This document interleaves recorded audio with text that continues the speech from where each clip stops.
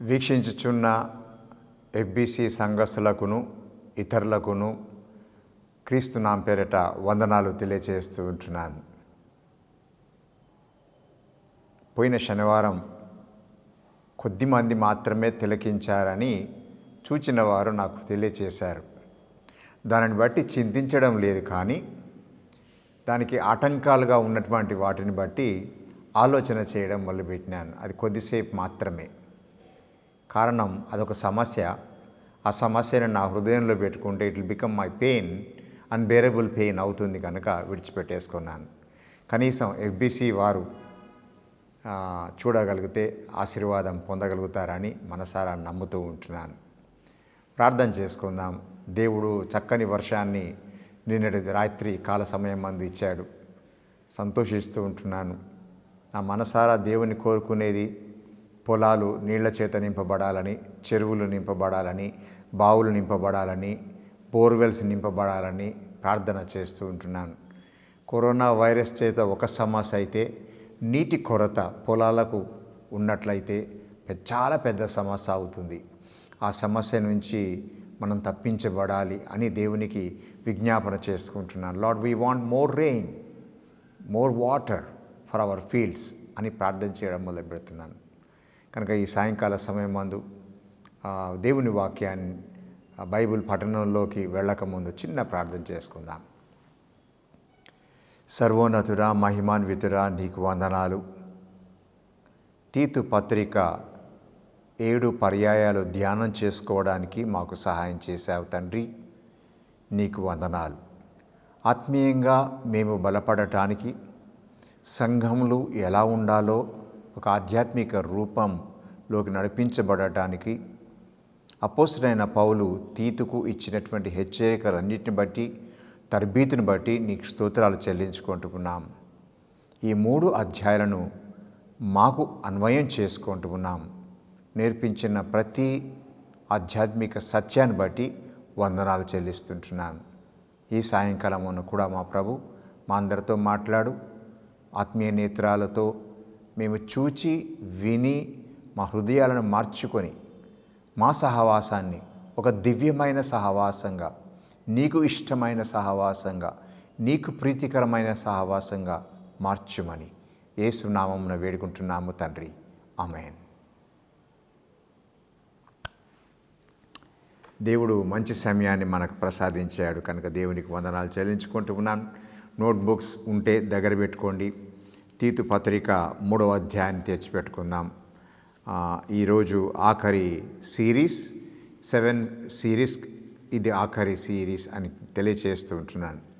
కనుక సమయాన్ని సద్వినియోగం చేసుకోవడానికి చాలా క్లుప్తంగా చెప్పడానికి నేను చేయడానికి ప్రయత్నం చేస్తూ ఉంటాను. ఈ రోజున టైటిల్ ఈ రీతిగా పెట్టుకోవచ్చు. పాఠం యొక్క పాఠం పేరు ఈ రీతిగా పెట్టుకోవడానికి వీలవుతూ ఉంది. Church witness in the pagan world. Church witness in the pagan world. దేవుని ఎరుగని ప్రపంచంలో క్రీస్తు సంఘ సాక్ష్యం. దేవుని ఎరుగని ప్రపంచంలో క్రీస్తు సంఘ సాక్ష్యం. ఈ రీతిగా పాఠం పేరు పెట్టుకొని మనం ముందుకు సాగడానికి వెళ్తూ ఉంటున్నాం. 3వ అధ్యాయాన్ని తెరిచిపెట్టుకుందాం. 3వ అధ్యాయాన్ని చదువుతూ ఉంటున్నప్పుడు నా ముందున్నటువంటి పుస్తకంలో, అంటే నాకున్నటువంటి ఆంగ్లము తెలుగు 2 ఉంటాయి. ఈ 15 వచనాలు ఉన్నాయి.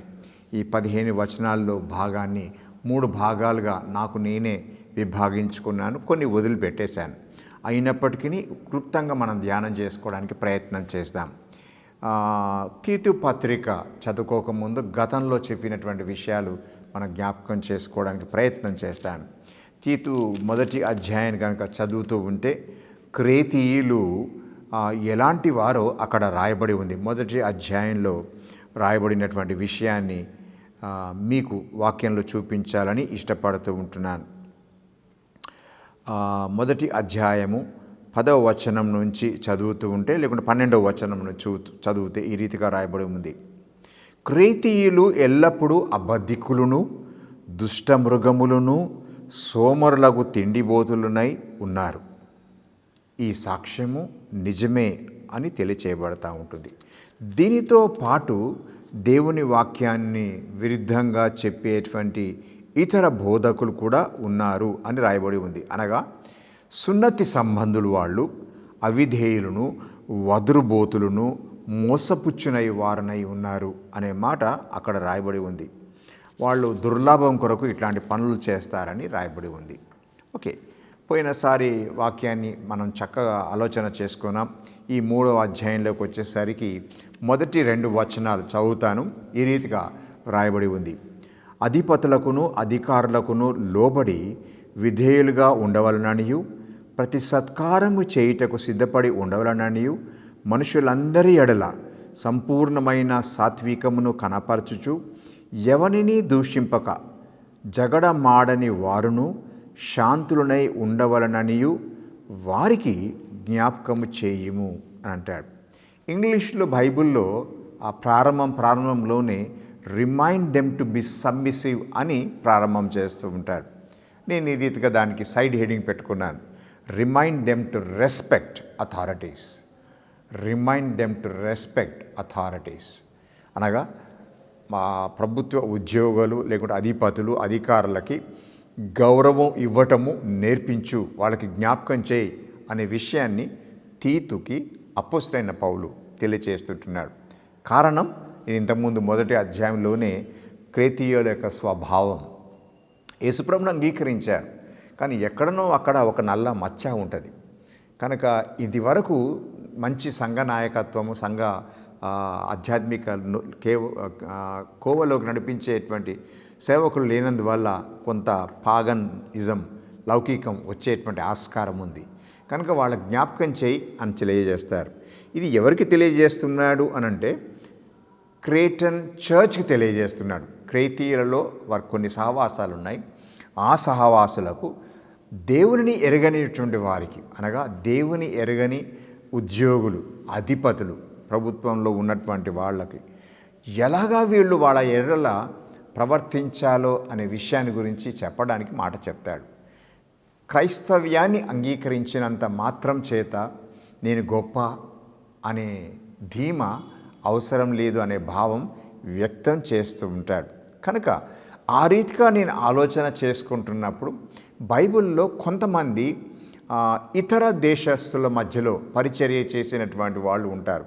వాళ్ళు దైవ రాజనీతి వాళ్ళ ప్రాంతాలలోనే ఉండి యెహోవా దేవుని సేవిస్తూ నైతికంగా ఎంత గట్టిగా ఉన్నారో అనే విషయాన్ని మీకు జ్ఞాపకం చేస్తాను. Examples, biblical examples. Godly politicians in ungodly kingdoms అని ఆలోచన చేసుకోవచ్చు. ఎస్తేర్ మహారాణిని గురించి మనం ఆలోచన చేసుకోవచ్చు.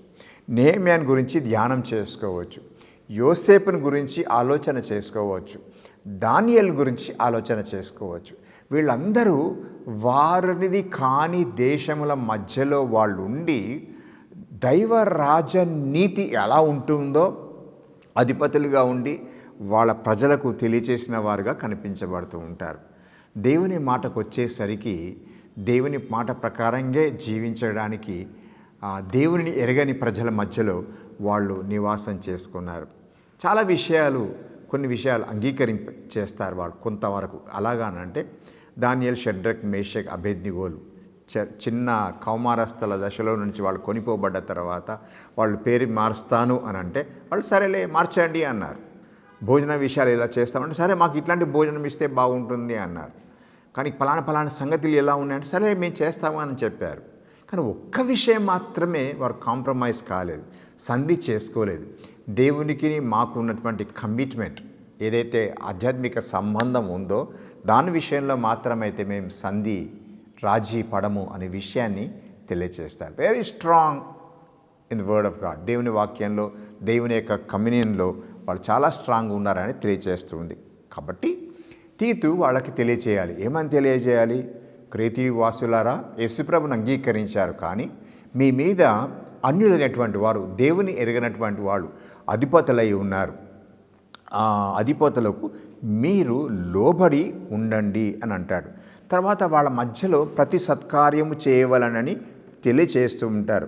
ఆ సత్కార్యం చేసే విషయంలో సంపూర్ణమైన సాత్వికమును కనపరచుచు ఎవనిని దూషింపక జగడమాడని వారును శాంతులనై ఉండవలననియు వారికి జ్ఞాపకం చేయమని తెలియజేస్తాడు. ఈ విషయాలను మీ నోటీస్కి తీసుకొని వస్తూ ఉంటున్నాను. 2వ సమూయేలు గ్రంథం 19వ అధ్యాయం 1వ వచనం నుండి 43వ వచనం వరకు మనం గమనించినట్లయితే దావీదు అబ్షాలోము గురించి చాలా బాధపడుతూ ఉంటాడు. అబ్షాలోము చనిపోతున్నాడా, ఇలా అయిపోయింది ఏంటిది అని చాలా బాధపడుతుంటాడు. Because he is a father. తండ్రి కనుక తన కుమారుడు మరణాన్ని గురించినటువంటి మాట విన్నప్పుడు చాలా విలవిలలాడిపోతూ ఉంటాడు. అప్పుడు జోవాబ్ అని అంటారు. జోవాబ్ వచ్చి ఆయన హెచ్చరిక చేస్తాడు. ఏంటిది, మేమందరం నీతో పనిచేయడం లేదా? వాడేదో నీ మీద విరుద్ధంగా చేస్తే నువ్వు అట్లా మాట్లాడతావా? అతని గురించి అంతగా బాధపడుతూ ఉంటావా? నీ శరీరము గనుక, నీ ఎముక గనుక అంత బాధపడుతూ ఉంటావా? మాకందరికీ ఏమీ గౌరవం లేదా అనే విషయాల గురించి రాజుగారితో ప్రస్తావించడం అంటూ జరుగుతూ ఉంటుంది. నేను నేర్చుకున్నది ఏంటిదంటే, యోవాబు చేసింది కరెక్టేమో అని చాలామంది అంటూ ఉంటారు, కానీ ఇట్ ఈస్ నాట్ రైట్. ఎందుకు అంటే దావీదు అధిపతి, దావీదు రాజు, దావీదు వాళ్ళందరికీ నాయకుడు.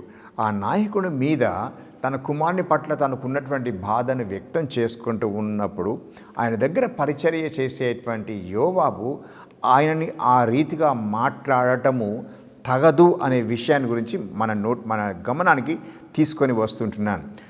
That story taught me not to rebuke those in position of leadership. నాయకత్వంలో, ఆధిపత్యంలో ప్రభుత్వం ఏలేటువంటి వారి దగ్గరికి వెళ్ళి ఇలాంటి మాటలు వాళ్ళని మాట్లాడి కించపరిచేటువంటి ఆస్కారము లేదు అనే విషయాన్ని గురించి నేను ఆ పాఠాన్ని బట్టి తెలుసుకున్నాను. Titus has to teach good behaviour. వాళ్ళకి మంచి ప్రవర్తన నేర్పించాలి. ఒరే నాయనా, అధిపతులు వస్తారు, అధికారులు ఉంటారు, వాళ్ళు మీ ఇళ్ళకు వచ్చినప్పుడు వాళ్ళు అన్యులు, దేవుని ఎరగనటువంటి వాళ్ళు, మీరు దేవుని ఎరిగినటువంటి వాళ్ళు కనుక అవుట్ సైడ్ వరల్డ్కి మీరు క్రీస్తును కలిగినటువంటి ప్రవర్తన చూపించు వారే ఉండాలని తెలియజేస్తారు. ఆందోళన చేసేటువంటి వ్యక్తులుగా ఉండకూడదు అని ససేమెరా తెలియజేస్తూ ఉంటాడు. Christians must adopt the art of agitator అనే మాట చెప్తాను, మళ్ళీ ఒకసారి చెప్తాను.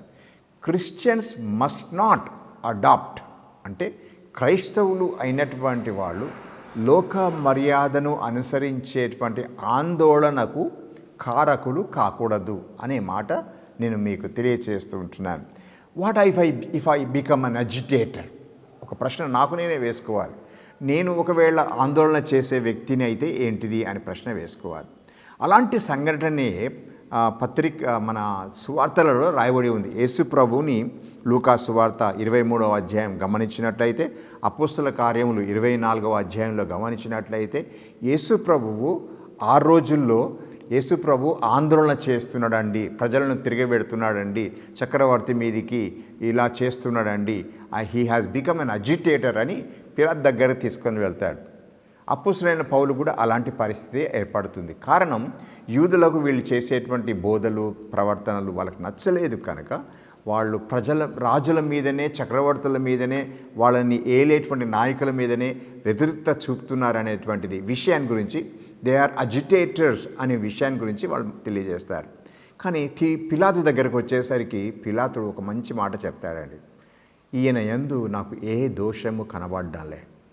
ఉదయం నుంచి సాయంత్రం దాకా ఆయన తీర్పు తీర్చడానికి సకల ప్రశ్నలు వేశాను, కానీ ఎక్కడ కూడా ఈయన రాజ్యం మీదికి ఆందోళన చేసినట్టుగా, ప్రజలను మూకుమ్మడిగా తీసుకొని వచ్చినట్టుగా ఎక్కడా లిఖించబడలే. అలాగే అపోస్తలుడైన పౌలు విషయంలో కూడా అలాగే కనిపించబడుతుంది. కానీ ప్రజల యొక్క స్వరం పెద్దగా అయిపోయినటువంటి పరిస్థితులు కనిపించబడుతూ ఉన్నాయి. కనుక నేను తెలియజేసుకున్నది ఏంటిదంటే, the both were proved, they are not guilty అనే విషయం అక్కడ తేట తెల్లంగా కనిపించబడుతూ ఉంది. తీతు పత్రిక 3వ అధ్యాయం మొదటి 2 వచనాల్లో మనం గమనించినప్పుడు వాళ్ళకి విధేయత చూపించమనే విషయాన్ని గురించి తెలియచేస్తాడు. ఇదే మాట తిమోతికి రాసినటువంటి మొదటి పత్రికలో ప్రక్కనే ఉన్నటువంటి పత్రికలో రాయబడి ఉంటుందండి. తీతుకి రాసినటువంటి విషయాలే అక్కడ కూడా తెలియజేస్తాడు. అలాగైతే నేనేం చేయాలి, మా అధికారుల పట్ల నేనేం చేయాలి, నా ప్రవర్తన ఎలా ఉండాలి అనే ప్రశ్న మనకు వెంటనే కలుగుతూ ఉంటుంది. కనుక తిమోతికి రాసినటువంటి మొదటి పత్రిక 2వ అధ్యాయము 2వ వచనం 3వ వచనం చదువుతాను. తిమోతికి రాసిన మొదటి పత్రిక 2వ అధ్యాయము 2వ వచనం నుంచి చదువుతాను. రాజుల కొరకును అధికారులందరి కొరకును విజ్ఞాపనములను ప్రార్థనలను యాచనలను కృతజ్ఞతాస్తుతులను చేయవలనని హెచ్చరించుచున్నాను. ఇది మంచిదియు మన రక్షకుడగు దేవుని దృష్టికి అనుకూలమునై ఉన్నది అని అంటాడు. తర్వాత ఆయన మనుషులందరూ రక్షణ పొంది సత్యమును గూర్చిన అనుభవ జ్ఞానము గల వారై ఉండవలనని ఇచ్చయించుచున్నాడు. ఈ మాట తెలియజేస్తాడండి. అంటే వాళ్ళ కొరకు సహవాసం, యేసు ప్రభువును అంగీకరించినటువంటి వాళ్ళు, they should learn to obey them, at the same time pray for them.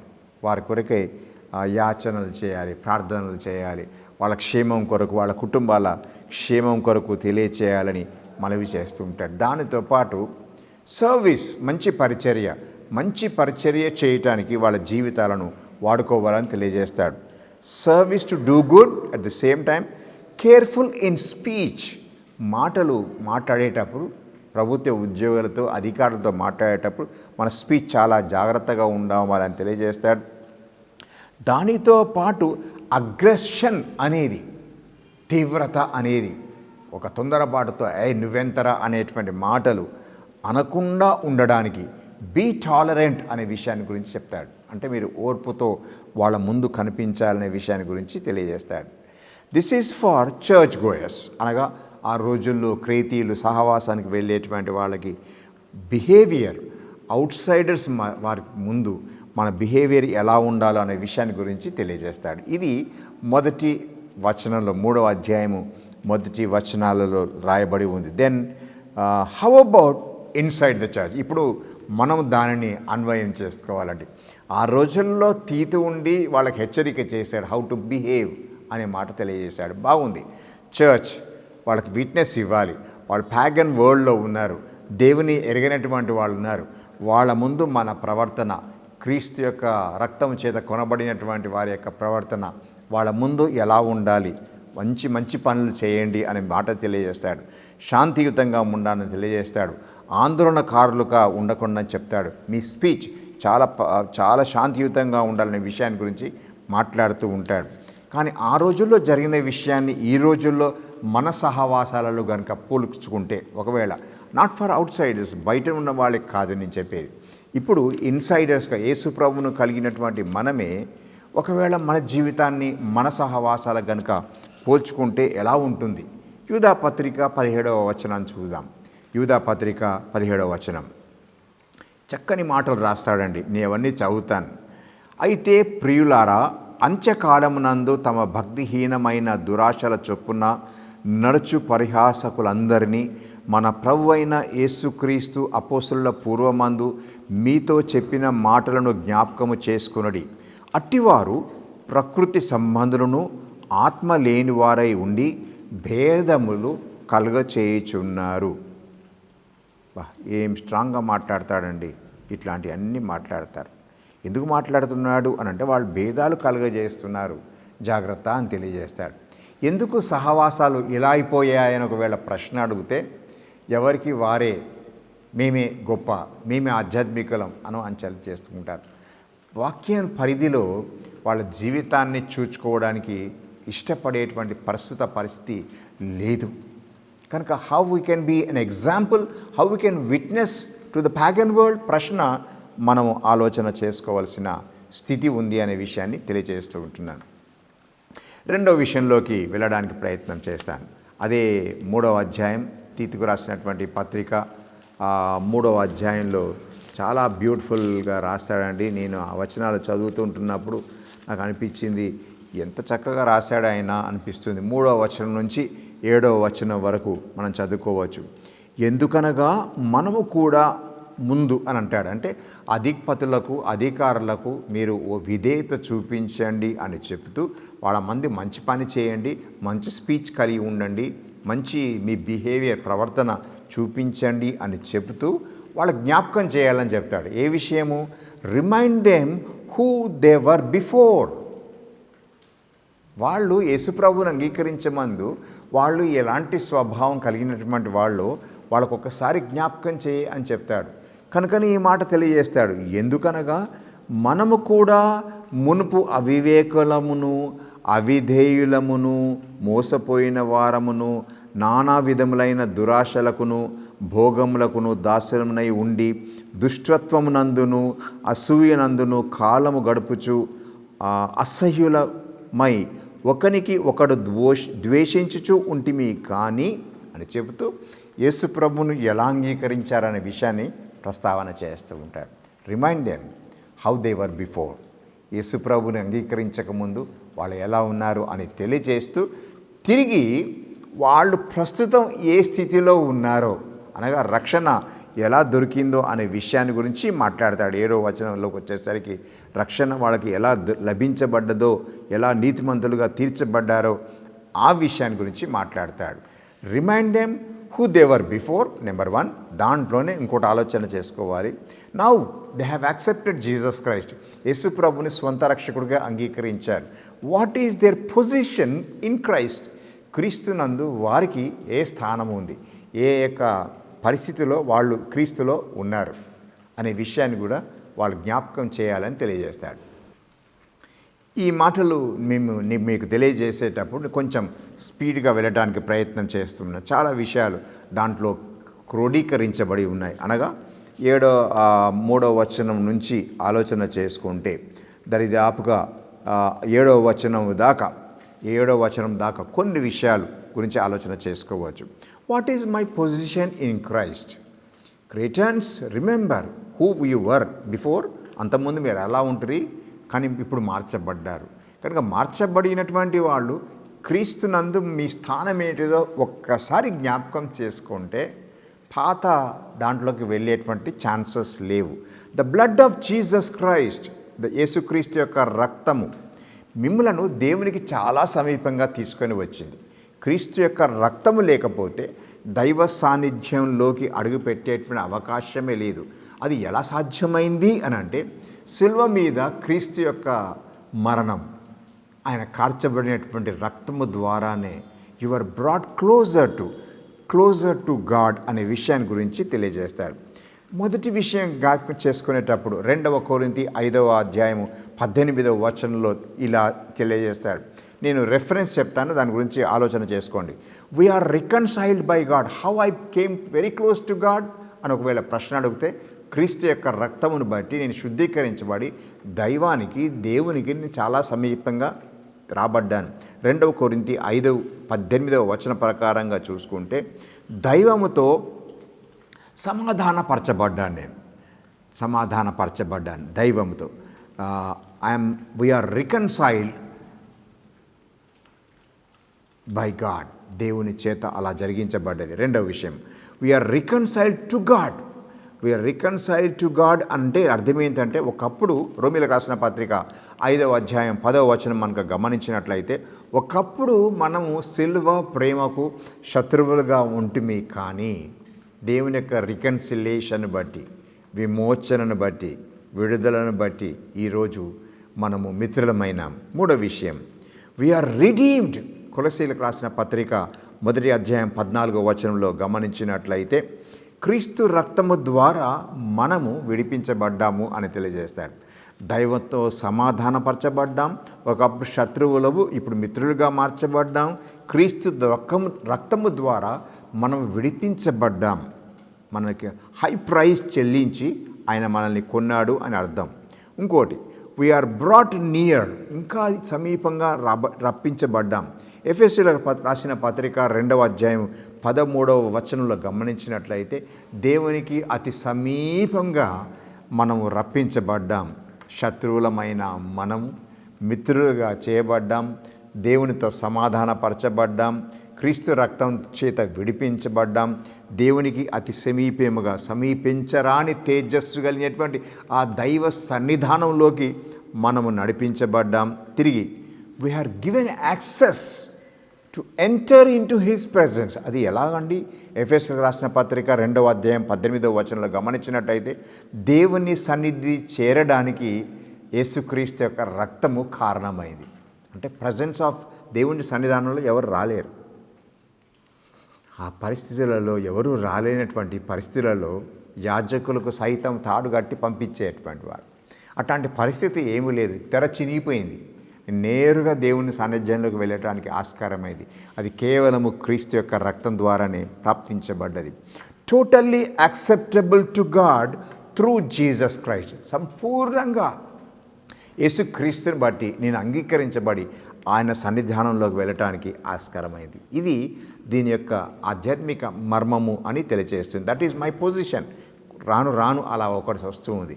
ఇవన్నీ 4-5 జరిగిన తర్వాత ఇంకా కొంచెం లోతుగా ఆలోచన చేస్తే నా పొజిషన్ ఏంటిది, క్రీస్తునందు నాకు ఉన్నటువంటి స్థానం ఏంటిది అని ఒకవేళ ప్రశ్న అడిగితే ఐఎమ్ యాక్సెప్టెడ్. దేవుడు నన్ను అంగీకరించాడు. ఎఫెసీయులకు రాసిన పత్రిక 1వ అధ్యాయము 1 6 వచనాలు. ఎఫెసీయులకు రాసిన పత్రిక 1వ అధ్యాయము 1 6 వచనాలు. 1 పేతురు 2వ అధ్యాయము 5వ వచనం కనుక గమనించినట్లయితే ఆయన మనలను అంగీకరించాడు. నువ్వు అలాగే ఉన్నావు కదా, క్రీస్తు రక్తం చేత నువ్వు కడగబడ్డావు కదా, నేను నిన్ను యాక్సెప్ట్ చేస్తున్నాను, అంగీకరిస్తున్నాను తెలియజేస్తాడు. Number 1. Number 2, we are forgiven. మనం అందరం క్షమించబడ్డాం. కొలస్సీలకు రాసిన పత్రిక 2వ అధ్యాయం 13వ వచనం చదివితే మనం క్షమించబడ్డాం, అంగీకరించబడ్డాం. 3వ విషయం తెలియజేస్తాను, మేడ్ పర్ఫెక్ట్. హెబ్రీయులకు రాసిన పత్రిక 10వ అధ్యాయం 14వ వచనము గమనించినట్లయితే సంపూర్ణం చేయబడ్డాం. ఇంపర్ఫెక్ట్ స్పిరిచువల్ నేచర్ ఉన్నటువంటి మనలను సంపూర్ణమైనటువంటి ఆయన స్వరూపంలోకి మార్చాడు. కొలసి 2:10లో కూడా ఆ మాట చదువుకోవచ్చు. So we are accepted, then forgiven and we are made perfect. ఎలా జరిగింది అని ప్రశ్న వెంటనే వేసుకోవచ్చు. ఈ 3 కార్యాలు ఎలా జరిగాయి అని ప్రశ్న వేసుకుంటే దానికి కొంచెం లోతుగా వెళితే 4వది, వీఆర్ జస్టిఫైడ్. ఎలా అండి? మనము సమాధానపరచబడ్డాం. రోమీయులకు రాసిన పత్రిక 5వ అధ్యాయం 1వ వచనం ప్రకారంగా వీఆర్ జస్టిఫైడ్, సమాధానపరచబడ్డాం. ఆయనతో సమాధానంగా ఉండడానికి ఓకే, నిన్ను అంగీకరిస్తున్నాను, నా కోపం నీ మీద పడదు కనుక నీకు సమాధానాన్ని ఇవ్వటానికి ఇష్టపడుతూ ఉంటున్నాను. నీవు సమాధానపరచడానికి యేసు ప్రభు మధ్యలో ఉన్నాడు. నెంబర్ 1. నెంబర్ 2, మనం ఆయన నీతిలోకి రైచియస్గా తీర్చబడ్డాం. We are justified by his precious blood. We are made righteous. ఆయన సముఖంలో నీతిమంతులుగా తీర్చబడ్డాం. ఫిలిప్పీయులకు రాసిన పత్రిక 3వ అధ్యాయము 8వ వచనం నుంచి 9వ వచనంలో గమనించినట్లయితే మనము ఆయన రక్తం చేత నీతిమంతులుగా తీర్చబడ్డాం. 6వ విషయం జ్ఞాపకం చేస్తాను, వీఆర్ సాంక్టిఫైడ్. మనం శుద్ధీకరించబడ్డాం. 1 కొరింథీ 1వ అధ్యాయము 30వ వచనం ప్రకారంగా గమనించినట్లయితే we are sanctified by his precious blood. అంటే మనం ఆయన రక్తం చేత శుద్ధీకరించబడినామనే విషయాన్ని మీ గమనానికి తీసుకొని వస్తుంటున్నాను. Accepted, forgiven, made perfect, justified, righteous, made righteous and sanctified by his precious blood. అది క్రీస్తు యొక్క రక్తము ద్వారా మనకందరికీ లభించబడినటువంటి స్థానం. కనుక ఎఫెసీయులకు రాసిన పత్రిక 4వ అధ్యాయము 17వ వచనము 18వ వచనం దాకా గమనించినట్లయితే క్రీస్తునందు మీరు ఈ రీతిగా అన్యుల ముందు నడుచుకోవాలనే విషయాన్ని గురించి తెలియజేస్తాడు. ఒక్క మాట నేను చదవడానికి ఇష్టపడుతూ ఉంటున్నాను. ఎఫెసీయులకు రాసిన పత్రిక 4వ అధ్యాయం. ఎఫెసీయులకు రాసిన పత్రిక 4వ అధ్యాయం. ఇంగ్లీష్లో చాలా బాగా రాస్తారండి. 4వ అధ్యాయం అంటే తీతుకు రాసిన పత్రికను ఆధారం చేసుకొని ఈ మాటలు తెలియచేస్తూ ఉంటున్నాను. అంటాడు, I therefore a prisoner for the lord urge you to walk in a manner worthy of the calling to which you have been called అంటాడు. కాబట్టి మీరు సమాధానమును బంధము చేత ఆత్మ కలిగించు ఐక్యమును కాపాడుకొనుటయందు శ్రద్ధ కలిగిన వారై ప్రేమతో ఒకడినొకడు సహించుచు మీరు పిలువబడిన పిలుపునకు తగినట్లుగా దీర్ఘశాంతంతో కూడిన సంపూర్ణ వినయముతోనూ సాత్వికముతోనూ నడుచుకొనవలనని అనే మాటను గురించి తెలియజేస్తాడు.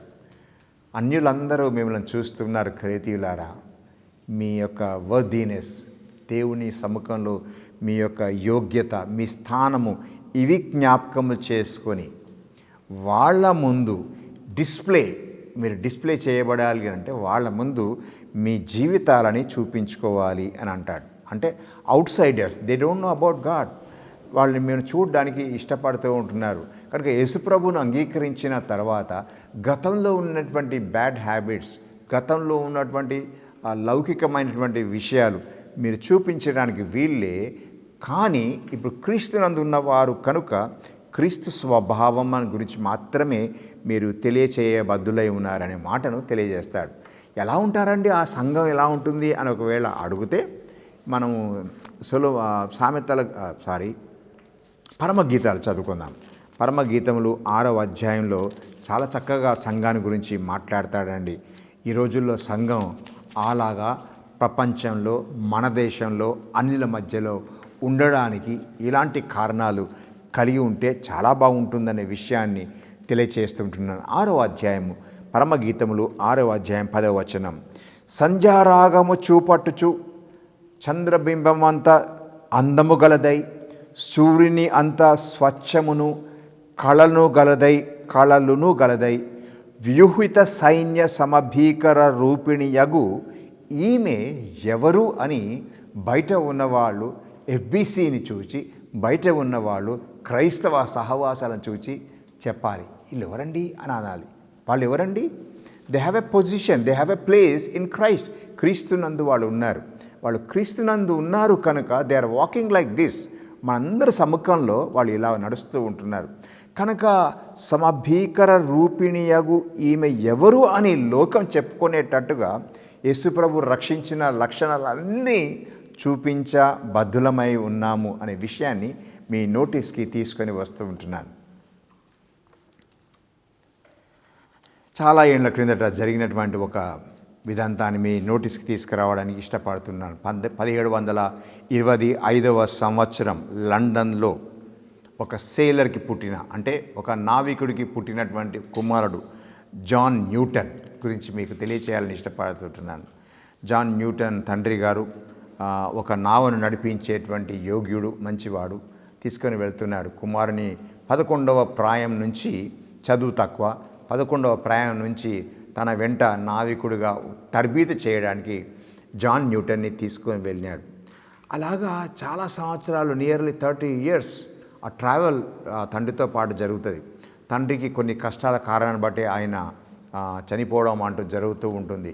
కనుక జాన్ న్యూటన్ అదే నావలో ఆయన వెళ్ళడానికి ప్రయత్నం చేస్తూ ఉంటాడు.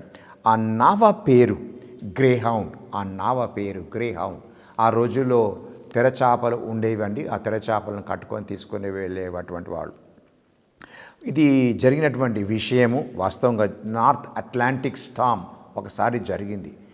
నార్త్ అట్లాంటిక్ స్టామ్, అట్లాంటా మహాసముద్రంలో ఉత్తర భాగం ఉన్నటువంటి ప్రాంతంలో జాన్ న్యూటన్ ఏ నావలోనైతే ఉండి నడిపిస్తూ ఉన్నాడో, స్లేవ్ ట్రేడ్ చేస్తున్నాడో, బానిస వ్యాపారం చేస్తున్నాడో, గ్రేహౌండ్ నావలో ఆయన ఉన్నాడో, ఆ షిప్లో ఉన్నాడో, వాళ్ళ ప్రయాణం కొనసాగుతూ ఉంది.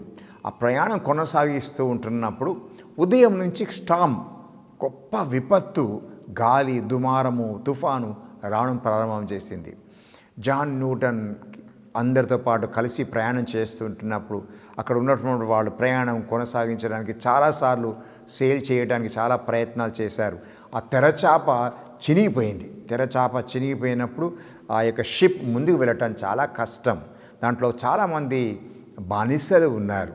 ఆ బానిసలను తీసుకొని వెళ్ళేటువంటి టైంలో 12 గంటల నుంచి తర్వాత దాన్ని స్టీరింగ్ తీసుకున్నాడు, దాన్ని నడిపించడానికి దాన్ని తీసుకున్నాడు. ఒక నావికుడిగా జాన్ న్యూటన్ 11వ సంవత్సరాల ప్రయాణం నుంచి తరబీతి పొందినటువంటి ఒక యవనస్తుడిగా మార్చబడినటువంటి జాన్ న్యూటన్ దాన్ని నడిపించడానికి ప్రయత్నం చేస్తూ ఉంటాడు.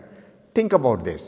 12 గంటల నుంచి తను ట్రై చేస్తున్నాడు. గాలి, విపరీతమైనటువంటి వర్షము, ఆ యొక్క లైట్నింగ్స్, ఆ విపరీతమైన గాలి తట్టుకోలేకున్న పరిస్థితి, చాలా శతవిధాల ఆ యొక్క షిప్ వ్రెకేజ్ కాకుండా పగిలిపోకుండా ఉండడానికి చాలా ప్రయత్నాలు చేయడం మొదలుపెట్టినాడు.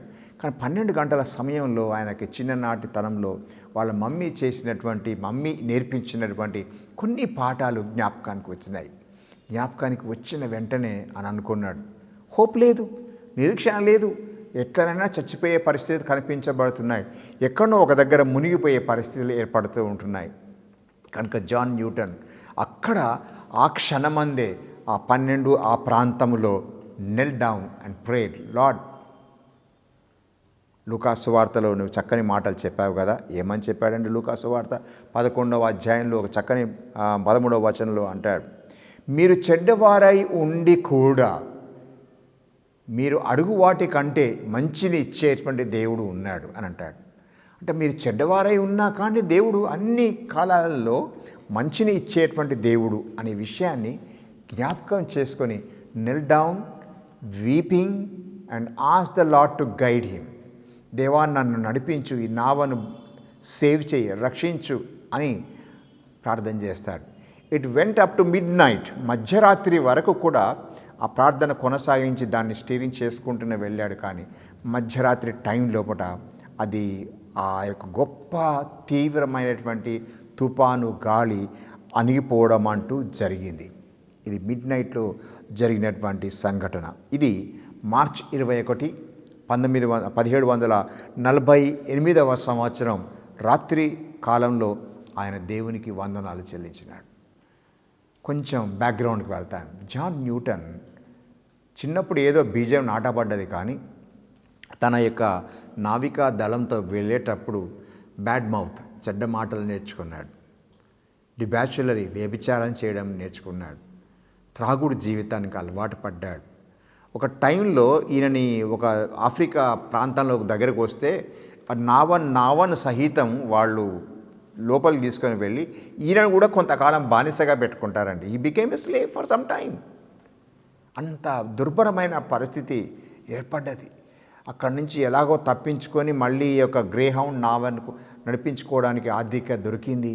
కానీ తన యొక్క చెడ్డ అలవాట్లు, దుర్భరమైనటువంటి జీవితం ఎప్పుడూ మర్చిపోలేదు. అదే జీవితంలో కొనసాగించడానికి ఇష్టపడ్డాడు. ఎప్పుడైతే పెను తుఫాను వచ్చి తగిలిందో అప్పుడు ఆయనకి దేవుడు జ్ఞాపకం వచ్చాడు.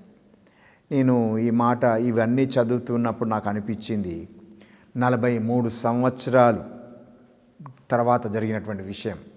కానీ అంత ముందున్నటువంటి జీవితం, మార్చి 21వ తారీఖు 1748వ సంవత్సరానికి ముందున్నటువంటి జీవితం చాలా దుర్భరమైనటువంటి జీవితం.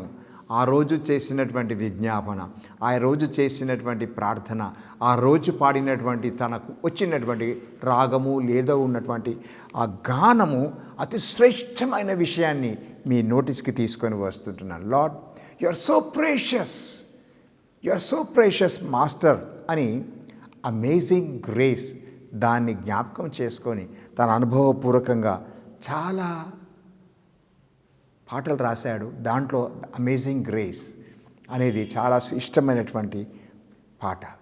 దాని తర్వాత 43 సంవత్సరాలు లండన్లోనే ఉండి పరిచర్య చేయడం మొదలుపెట్టినాడు. He came back, he left slavery. స్లేవరీని విడిచిపెట్టడమే కాదు, కానీ స్లేవరీని అబాలిష్ చేయాలని, ఈ బానిసత్వం ఉండకుండా చేయాలని చాలా ప్రయత్నం చేస్తాడు. ఆ టైం లోపల ఈయన ఒక సేవకుడు, విల్బర్ ఫోర్స్ అనే ఇంకొక ఆయన ఉంటాడండి, ఒక పార్లమెంటేరియన్. ఆయన కూడా వచ్చి ఇంత కలుస్తారు. కలిసి చేద్దామా అని అంటారు, ఆజిటేషన్ చేద్దామా అని అంటారు, ఈ స్లేవరీని తప్పిద్దామా అని ప్రయత్నం చేస్తారు. అప్పుడు జాన్ న్యూటన్ ఆయనకి ఇచ్చినటువంటి సలహా, నేను దేవుని సేవ చేస్తాను, నీవు పార్లమెంట్లోనే ఉండి దీని కొరకే నీవు పోరాడు. ఆ టైంలో జరిగినటువంటి గొప్ప ఆత్మీయ కార్యం ఒక్క జాన్ న్యూటన్ జీవితం ద్వారా స్లేవరీ బ్యానిష్ చేయబడ్డది. బానిసత్వం అనేది పూర్తిగా అణిచివేయబడ్డది. పూర్తిగా అణిచివేయబడిన తర్వాత ఆయన అంత్య దినాలలో ఆయనకు చూపు మందగిలినా కానీ దేవుని యొక్క వాక్యాన్ని చేస్తున్నాడు. ఆయన యొక్క వాక్యం చెప్పడానికి స్వరం రావటంలే. ఆయన దగ్గరగానే ఒక వ్యక్తిని పెట్టుకునేవాడట. అంటే ఇంకొక వ్యక్తి ఈయన చెప్పింది చెప్పాలి, ఆయన విని చెప్పాలి. కనుక జాన్ న్యూటన్ చూపు తక్కువైపోయి వాక్యాన్ని చెబుతూ ఉంటున్నప్పుడు స్వరం రానప్పుడు ప్రక్కన్నటువంటి వ్యక్తి ఈయన ఏది చెప్తాడో అది చెబుతూ ఉంటున్నప్పుడు ఈ రీతిగా జరిగిందట ఒకసారి. క్రైస్ట్ ఈజ్ సో ప్రెషియస్ అని చెప్పాడట. పక్కనే ఉన్నటువంటి చెప్పేటువంటి ఆయన జాన్ న్యూటన్ చెప్పింది తనకు వినబడింది సంఘానికి తెలియజేస్తాడు. ఫస్ట్ టైం తెలియజేస్తాడు, సెకండ్ టైం తెలియజేస్తాడు. క్రైస్ట్ ఈజ్ ప్రెషియస్ అని తెలియజేస్తాడు.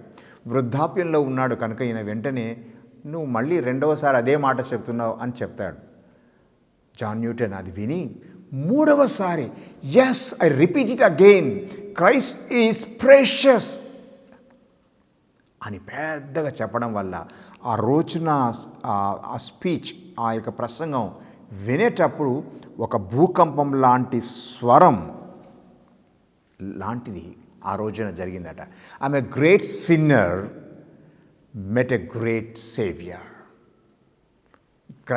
Christ is so precious. I'm a great sinner, met a great Savior. Amazing grace.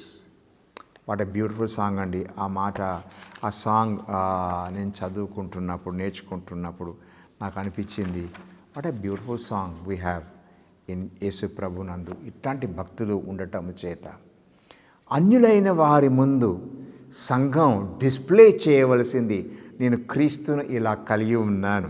ఎలానండి? I'm accepted, I'm forgiven, made perfect, justified, sanctified and made righteous to stand before him, enter in to his presence. ఆయన సన్నిధానంలోకి రావటానికి దౌర్భాగ్యుడనైన నన్ను ఆయన సముఖంలోకి తీసుకొని వచ్చాడు. దావీదు కూడా అలాంటి తలంపులతోనే ఉండి, దేవా ఇంత కృప నోచుకోవడానికి నేను ఏపాటి వాడను అంటాడు. అలాంటి విషయాన్ని అపొస్తలుడైన పౌలు కూడా జ్ఞాపకం చేసుకుంటాడు. నేను పాపులలో అతి పాపుడను అని తెలియజేసుకుంటూ ఉంటాడు. The song goes like this, amazing grace how sweet the sound that saved a wretched like me. I once was lost, but now I am found, was blind but now I see అని తెలియజేస్తాడు. What a beautiful song అండి. ఆ song ఇప్పుడు మీరు వింటారు. అది పూర్తిగా వినండి. దాని తర్వాత మూడో విషయంలోకి నేను వస్తాను.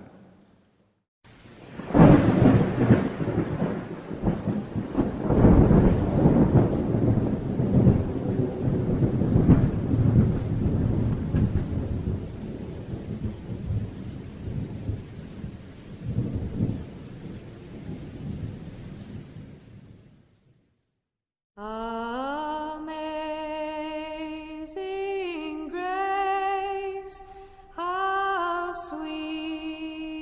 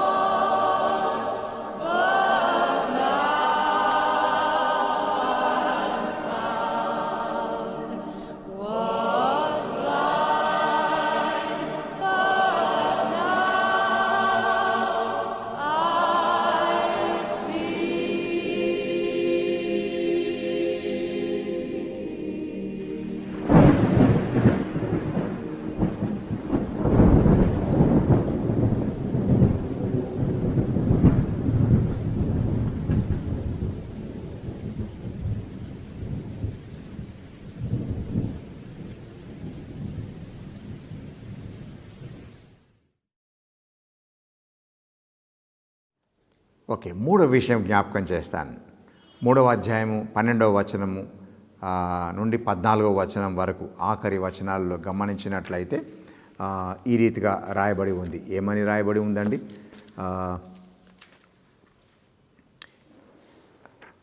మళ్ళీ ఒకసారి జ్ఞాపకం చేస్తాను. Remind them to respect authorities, remind them who they were before and what is their position in Christ అనే విషయాన్ని తెలియజేస్తాడు. లాస్ట్ వచనాలు 12వ వచనం నుంచి 14వ వచనం వరకు గమనించినట్లయితే రిమెంబర్ దీస్ పీపుల్, శ్రేష్టమైనటువంటి ప్రజలను జ్ఞాపకం చేసుకోమని తెలియజేస్తాడు. హూ దే వర్, వాళ్ళు ఎవరు? అర్తిమాయిస్, టైకికస్, జేనాస్, అపోలోస్, ఈ నలుగురు అపోస్తలుడైనటువంటి పౌలుతో సేవలో తిరిగినటువంటి వాళ్ళు. అర్తిమైస్ ఎవరు అని ఒకవేళ అడిగితే లిస్త్రా అనే ప్రాంతంలో యేసుప్రభువును అంగీకరించినటువంటి అర్తిమై. ఓకే. టైటికస్ ఎవరు అని అంటే అపోస్తలుడైన పౌలు సేవలో ఆయనతో పాటు తరచుగా కోవర్కర్గా తిరిగినటువంటి వాడు. జేనాస్ ఎవరు అని అంటే ఎ జ్యూ, ఎ లాయర్. ఆయన యూదుడై ఉండి ఒక లాయర్గా ఉండి అపోస్తలుడైన పౌలుతో తిరిగినటువంటి జేనాస్. అపోలోస్ ఎవరు అని అంటే హీజ్ ఎ ప్రీచర్, యేసు ప్రభువును అంగీకరించినటువంటి బ్రహ్మాండమైనటువంటి preachers. All of them are coworkers of apostle Paul. ఆయనకి ఆ రీతిగా ఉండి నడిపిస్తూ వచ్చాడు. క్రిస్టియన్స్ యొక్క మూమెంట్ అమూల్యంగా జరిగింది. తీతు అక్కడి నుంచి రిప్లేస్ చేయబడడానికి ఆ స్నేహితులను పంపిస్తూ ఉంటాడు. నికోపోలిలో శీతాకాలము గడపవలనని నేను నిర్ణయించుకున్నాను కనుక నేను అర్తెమనైను తుర్కీకునైనను నీ యొద్దకు పంపినప్పుడు అక్కడికి నా యొద్దకు వచ్చుటకు ప్రయత్నము చేయము. వాళ్ళిద్దరు నీ దగ్గరకు వస్తే నీవు వాళ్ళని పంపించేయాలని చెప్తాడు. కానీ తీతుతో పాటు ఇంకా ఇద్దరు ఉంటారండి. వాళ్ళిద్దరు ఉంటారు. ఎవరు ఉంటారు? అది మొదటి అధ్యాయం నుంచి చెప్పబడలే, కానీ 3వ అధ్యాయంలోకి వచ్చేసరికి చెప్పబడుతుంది. తీతుతో పరిచర్య చేయడానికి, సంఘంలో పరిచర్య చేయడానికి మొదటి నుంచి ధర్మశాస్త్రవేది అయిన జేనాను అపోలోను శీఘ్రముగా సాగనంపము, వారికి ఏమీ తక్కువ లేకుండా చూడుము అని అంటాడు. వాళ్ళ విషయంలో చాలా జాగ్రత్త తీసుకోమని తెలియజేస్తాడు. నేను మీ ముందు ఒక మంచి ప్రశ్న పెడుతుంటున్నాను. It's good to remember those people who worked, tilled the ground. మంచి సారము లేనటువంటి భూములను వాళ్ళు తవ్వగలిగేటువంటి సేవకులను వాళ్ళ మధ్యలో పంపించారు. వాళ్ళు తిరిగి ఒక దగ్గర రావాలని చెప్తూ ఉంటారు. నా మదికి అనిపించింది ఏంటంటే ఎర్లీ క్రిస్టియన్స్, ప్రారంభ దినాలలో ఉన్నటువంటి ప్రారంభ సంవత్సరాల్లో ఉన్నటువంటి క్రైస్తవులు అపోస్తల కార్యములు 2వ అధ్యాయము 42వ వచన ప్రకారంగా గమనించినట్లయితే వారు దేవుని యొక్క వాక్యం వినటలోను, ప్రార్థన చేయుటలోను, ప్రభు బలయందును అనే 3 విషయాలు తెలియచేయబడుతుంది కదండి. మనం ఒకసారి చూసుకుందాం ఆ మాటలు. అపోస్తల కార్యములు 2వ అధ్యాయము 42వ వచనం.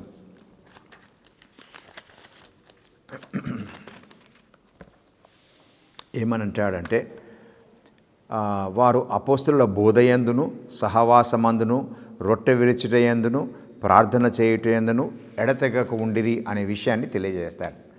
అదే సహవాసము కంటిన్యూ అయి కొనసాగించబడి వేరే ప్రాంతాలకు అనగా ద్వీపాలకు సహితం వెళ్ళగలగటానికి ఆ అపోస్తలులందరూ వెళ్ళిపోయిన తర్వాత వాడు కాలం ముగించే టైంలో అపోస్తలైనటువంటి పౌలు రక్షణలోకి నడిపించబడి ఆయన కొంతమందిని సిద్ధం చేసి ఆ క్రిస్టియన్ మూమెంట్ని, ఆ క్రైస్తవ కదలికను, ఉజ్జీవ జ్వాలను ఇతర ప్రాంతాలకు తీసుకొని వెళ్ళటం అంటూ జరుగుతుంది. Can the church in India, భారతదేశంలో ఉన్నటువంటి సంఘం, యేసు ప్రభుని ఎరిగినటువంటి సంఘం, అడ్వాన్స్ హిస్ కింగ్డమ్ నౌ, ఆయన రాజ్య విస్తీర్ణతలో ఇలాంటి కార్యాలు చేయగలుగుతుందా అనే ప్రశ్నతో ముగించాలని ఇష్టపడుతుంటున్నాను.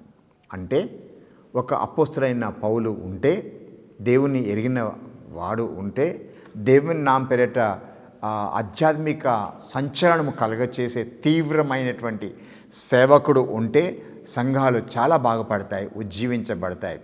అపోస్తల కార్యములు 2వ అధ్యాయం 42వ వచన ప్రకారంగా గమనించినట్లయితే యేసు ప్రభు శిష్యులు ఆయా ప్రాంతాల్లో వారి పరిచర్య కొనసాగిస్తున్నప్పుడు అందరూ హతసాక్షులు అవుతున్నటువంటి పరిస్థితులలో ఈ యొక్క సౌలు పౌలుగా మార్చబడి తన సేవను అన్యుల మధ్య ప్రకటింప చేయడానికి బయటికి వెళ్ళినటువంటి తీరులో క్రైస్తవ సంఘం అక్కడే ఆగిపోలేదు. కానీ శ్రమలు వచ్చినా ఆగిపోలేదు, కానీ వ్యాధి వచ్చినా ఆగిపోలేదు, కానీ సంశయాలు వచ్చినా ఆగిపోలేదు. కానీ ఆ యొక్క సంపూర్ణమైనటువంటి దేవుని ప్రేమను ప్రకటన చేయటానికి చాలా దూరాలు వెళ్ళిపోయినాయి, చాలా దూరాలకు తెలుసుకొని వెళ్ళిపోయినాయి.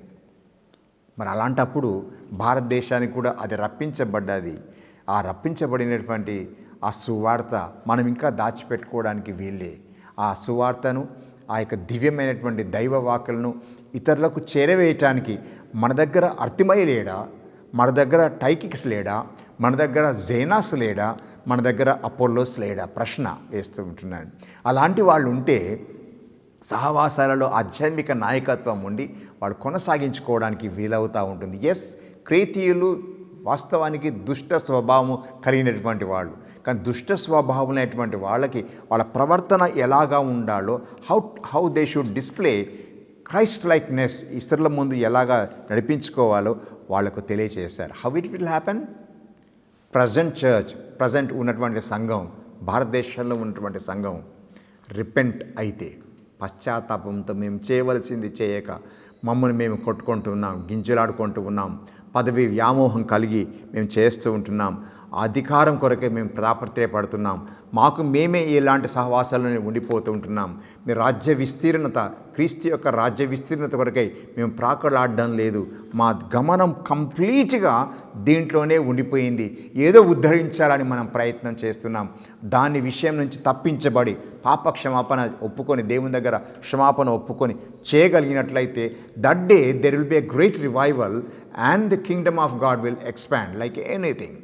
వైల్డ్ ఫైర్ లాగా వెళ్ళిపోయేటువంటి ఆస్కారం ఉంది. అప్పుడు ప్రతి చోట మనము టైటస్ని చూడగలుగుతాం, ప్రతి చోట మనం అర్తిమైని చూడగలుగుతాం, టైకికస్ని చూడగలుగుతాం, జేనాస్ని చూడగలుగుతాం, అపోల్లోస్ని చూడగలుగుతూ ఉంటాం.